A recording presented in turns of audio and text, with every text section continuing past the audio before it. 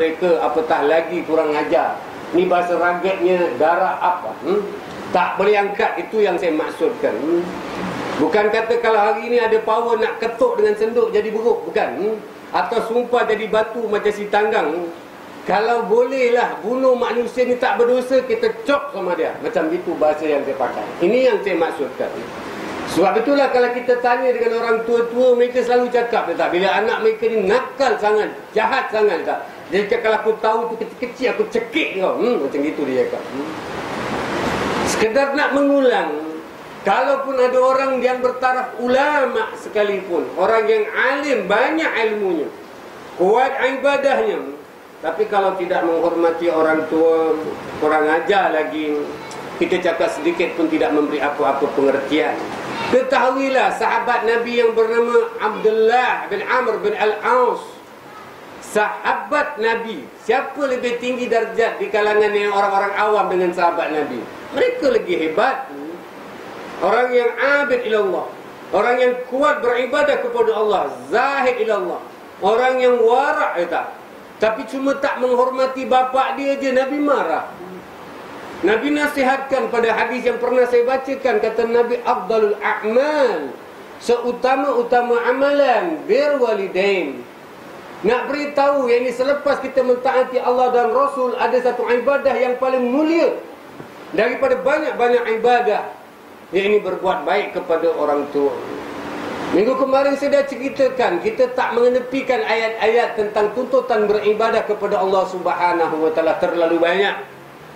Wa ma khalaqtul jinna wal insa illa liya'budun. Tidak aku jadikan jin dan manusia melainkan aku nak mereka ini bijak beribadah kepadaku. Ayat yang lain kata Allah, ya ayyuhan nasu ubudu rabbakumul ladzi khalaqakum wal ladzina min qablikum la'allakum tattaqun. Wahai manusia, sembahlah aku, Tuhan kamu yang telah menciptakan kamu dan juga orang-orang sebelum kamu, agar kamu terpelihara. Banyak ayat-ayat demikian yang tak boleh kita nafikan. Tapi di saat yang sama, Allah juga memerintahkan supaya kita berbuat baik kepada ayah dan ibu kita. Bahkan kata ulama, berbuat baik kepada ayah dan ibu selepas ini kita memberikan hak Allah dan Rasul. Banyak kali kita dah jelaskan ayat yang sering-sering kita ulang di sini. Wa qadha rabbuka, Allah Tuhan kamu telah menetapkan, alla ta'budu illa iyyahu, hendaklah kamu menyembah hanya kepadanya. Wa bil walidaini ihsan, selepas itu kepada kedua ibu bapa kamu hendaklah kamu tetap berbuat baik. Bahkan dalam surah Luqman, Allah SWT memberikan satu kata-kata yang sungguh seram. Wa wassaynal insana biwalidaini ihsan, ataupun biwalidaih, aku telah wasiatkan kepada manusia. Bayangkan perkataan bukan lagi wa qada, tapi kali ini aku wasiatkan kepada semua manusia bahawa satu perkara yang amat penting, hendaklah mereka berbuat baik kepada ayah dan ibu mereka. Kemarin kita bincang, kalaulah ada satu manusia yang ditakdirkan mak bapak mereka kafir sekalipun, Allah rakamkan di dalam ayat yang ke-15 dalam surah Luqman, wa in jahadaka ala an tusyrika bi ma laysa laka bihi ilm, sekiranya kedua ayah dan ibu kamu ajak kamu menyekutukan Allah Subhanahu wa taala tanpa kebenaran. Kita bahasa gitu. Kata Allah, fala tuti'huma, jangan kamu ikuti mereka. Allah susuli ayat wa sahibuhuma fid dunya ma'rufa. Bahasa yang kita pakai, kalaupun mak bapak tu kafir, dia ajak kita menyekutukan Allah, dalam masalah memilih di sini kita pilih Allah. Kerana ayah dan ibu bukan mencipta kita, Allah yang mencipta kita. Tapi saat yang sama, walaupun dia kafir, kata Allah, wa sahibuhuma fid dunya ma'rufa. Kau kena buat baik dalam urusan-urusan dunia. Terlalu banyak ayat-ayat dan hadis-hadis, sehingga kan kemarin kita sengaja dalam mukadimah bawakan kisah bagaimana Muaz bin Jabal ketika dia pulang kembali seketika di Madinah, yang dia sebut, ya Rasulullah, aku lihat orang-orang Kristian Nasrani di Yaman ini, mereka menghormati pendeta-pendeta mereka sehingga mereka rukuk dan sujud. Ketahuilah ya Rasulullah, aku menganggap engkau lebih berhak dirukuk dan disujud. Kata Muaz bin Jabal. Dalam keadaan yang marah, kata Nabi, Muaz, ketahuilah, Kalau Allah izinkan sesama manusia menyembah, sudah tentu aku akan perintahkan anak-anak menyembah kepada ayah dan ibu mereka. Akan tetapi agama melarang kita menyembah. Cukuplah kita berbuat baik. Seperti mana yang saya tutupkan pada minggu lalu, hadis yang sangat masyhur. Amr bin Al-As menceritakan, kata Nabi, ridallah fi ridal walidain. Keredaan Allah Subhanahu wa taala terletak kepada keredaan ayah dan ibu. Ini kita kena tafsirkan, tapi pada umumnya macam gitulah. Kalau seorang anak yang hebat ilmunya, sekolahnya tinggi, pandai, jawatannya bagus, bijaksana, orang hormat, dia tak. Tapi kalau dengan orang tua kurang ajar, artinya ayah dan ibu tidak redha. Bagaimana Allah nak redha? Wa sakhatullahi fi sakhatil walidain. Dan kemurkaan Allah terletak juga kepada kemurkaan kedua ayah dan ibu tadi. Di lain perkataan, kalau ayah dan ibu tadi murka dengan anak tersebut dalam hal-hal tertentu yang kita bincang di sini, Allah juga murka kepada anak tersebut. Mari kita belajar agama jadi orang baik. Kita saling hormat, menghormati. Terlebih-lebih lagi kepada ayah dan ibu kita. Hadis ini yang kita pelajari, hadis yang ke-9 ataupun 150. Kemarin saya sebutkan bahawa maksud saya, kata-kata Salman Al-Farisi pada hadis yang ke-8 sebelumnya 149, yang mana bagaimana Salman Al-Farisi mendidik, mengajar, tarbiyah, nasihat kepada adik angkatnya Abu Darda. Dia marah apabila Abu Darda melampau-lampau dalam beribadah, ya tak? Kata-kata Salman itu menepati hadis Nabi. Pada hadis 149, ya tak? Kita kaitkan dengan 150. Bila Nabi diberitahu oleh bapa, iaitu Abdullah, bahawa beliau ni puasa sampai tak kenal orang, ya tak nak buka, tak hormat tamu, tak hormat bapa. Solat malam begitu begini sampai baca Quran melampau-lampau, ya tak? Nabi tanya sendiri, tak? Ya Abdullah, ya tak? Wahai Abdullah, apakah betul kamu melakukan demikian? Dia jawab, bala ya Rasulullah, betul. Nabi SAW dengan keadaan marah kata Nabi, fala taf'al, jangan kamu buat yang demikian. Dalam hadis yang simpel kata Nabi, sum, puasalah wa aftur, dan berbukalah, wa nam wa kum, tidurlah seketika dan solatlah seketika. Kemudian kata Nabi, fa inna li jasadika, sesungguhnya iaitu kepada tubuh badan kamu, alaika haq. Tubuh badan kita ni ada hak yang perlu kita beri. Kita kena jaga supaya dia sihat, ke tak? Bagaimana kalau ada orang yang hari-hari puasa, tidur pun tak nak, sudah tentu memudaratkan tubuh badannya. Apabila tubuh badan tidak sihat, sudah tentulah akal kita juga tidak sihat. Al-aqlus salim min jismis salim. Akal yang sihat itu datang daripada tubuh badan yang sihat. Kita disuruh menjaga hak-hak yang harus kita berikan kepada tubuh badan kita. Kemudian kata Nabi, wa inna li'ainika 'alaika haq. Ketahuilah mata kamu ni ada hak yang harus kamu beri. Dia harus istirahat dalam satu hari 24 jam beberapa ketika. Kata Nabi, wa inna li zaujika 'alaika haq.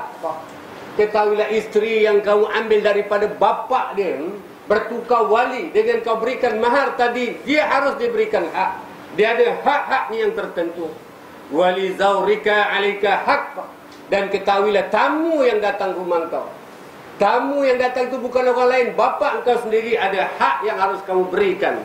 Akhir hadis itu kata Nabi, fa'ati kullazi haqqa haqqa. Kata Nabi, hendaklah kamu berikan setiap yang menuntut hak, setiap yang harus diberikan haknya kepada mereka. Ini kita bincang panjang lebar. Kalau anda baca dalam kitab Syiar Alam An-Nubala, Az-Zahabi membawakan kisah-kisah yang kadang-kadang kita tak terlintas dalam kepala kita. Apabila beliau mengisahkan seorang sahabat Nabi yang bernama Adi bin Hatim. Kemarin kita pernah cerita. Adi bin Hatim ni, dia setengah makan dengan isteri dia. Kebetulan al-hub, makan roti. Tak tahu lah, makan roti cicah-cicah dengan kari apa. Biasa roti ni bila kita koyak dia akan jatuh. Setiap kali dia koyak roti tu, dia jatuh. Ampas-ampas tadi. Sambil-sambil cecah dekat lauk tu dia makan, tapi tangan kiri ni kumpul. Yang jatuh tadi kumpul. Isterinya tengok aja, apa suami aku bikin. Habis makan yang dia kumpul tu dia kaup, dia kasih kucing makan. Isteri dia tanya, bang, ni apa cerita sampai macam gitu? Kata Adi bin Hatim, ketahuilah, kucing-kucing ini jiran kita yang harus kita berikan haknya. Kita tak pernah terlintas. Kadang-kadang kita makan ni masuk tong sampah ni terlampau banyak. Tu kisah Nabi pernah makan ni, orang terlanggar jatuh, Nabi cakap ambil bersihkan ni tak. Kalau kotor jangan makan, kalau bersih makan ni tak. Maksudnya gitu.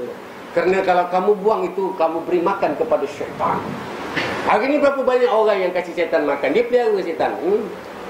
Makanan yang baik-baik lagi kadang-kadang buang. Semuanya syaitan makan.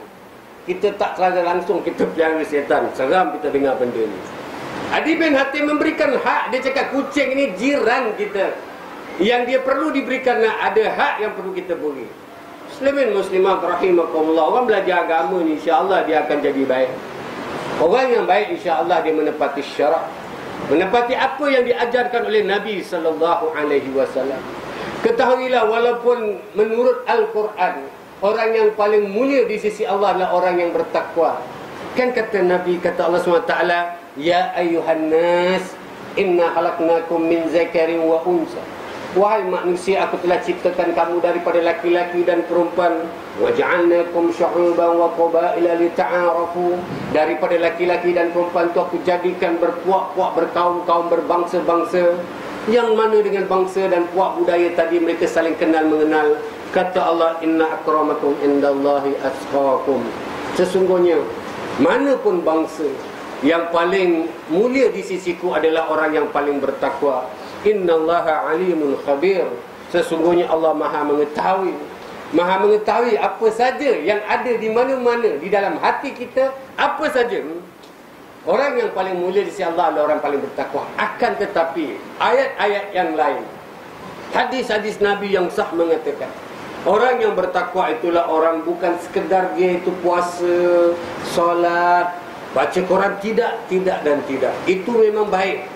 Akan tetapi di saat dia puasa, solat malam, buat benda-benda yang sunnah, tapi mestilah menepati syariat ataupun ketaatan itu mestilah diredai oleh Allah Subhanahu wa taala. Termasuk yakni memberikan hak-hak sesama manusia. Duribat alaihim az-zillatu aynama sukifu illa bihablin minallah wa hablin minan nas. Banyak kali saya bacakan ayat ini. Akan aku timpakan kenistaan, malapetaka yang besar di mana saja kepada siapa yang aku nak berikan, melainkan orang yang mempunyai dua perhubungan. Bertikannya dengan Allah Subhanahu wa taala, hablum minallah.